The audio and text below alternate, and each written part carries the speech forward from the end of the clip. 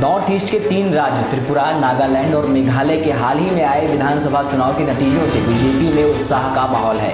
लेकिन दूसरी तरफ पार्टी की नज़र दक्षिण भारत के राज्यों पर है। बीजेपी को लगता है कि पार्टी इन राज्यों में लोकसभा चुनाव के दौरान बेहतर प्रदर्शन कर सकती है, तो वहीं विपक्ष भाजपा को केंद्र से आउट करने की कोशिश में लगा हुआ है। अब सवाल उठता है कि कौन कौन से नेता भाजपा के विजय रथ को रोकने की ताकत रखते हैं। तो नमस्कार, मेरा नाम है उत्कर्ष मिश्रा और आप देख रहे हैं इंद्रजांचल न्यूज, जहां आज हम बात करेंगे भाजपा के अगले टारगेट के विषय पर। बने रहिए अंत तक।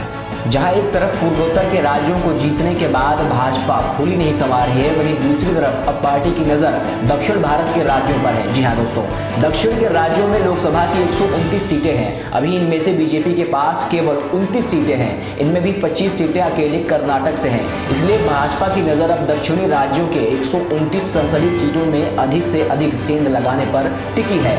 नॉर्थ ईस्ट में मिली जीत और दक्षिण भारत के राज्यों में 2019 और 2024 के बीच आए राजनीतिक बदलाव से बीजेपी उत्साहित है। भाजपा की नजर इस बार दक्षिण में सिर्फ कर्नाटक और तेलंगाना पर ही नहीं, बल्कि पार्टी की योजना में इस बार तमिलनाडु भी शामिल है।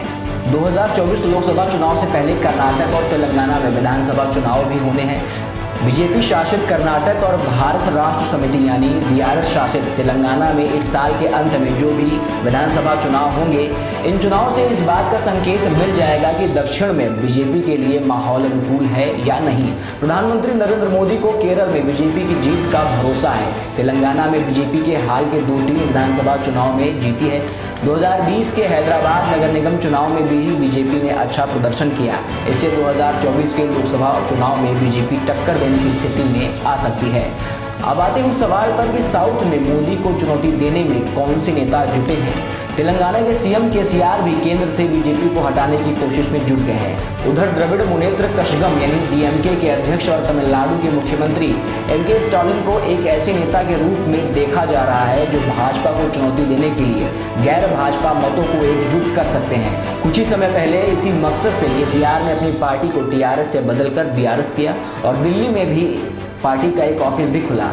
केसीआर यूपी के पूर्व सीएम अखिलेश यादव दिल्ली के मुख्यमंत्री अरविंद केजरीवाल के साथ विपक्षी एकजुटता की कोशिश में लगे हैं।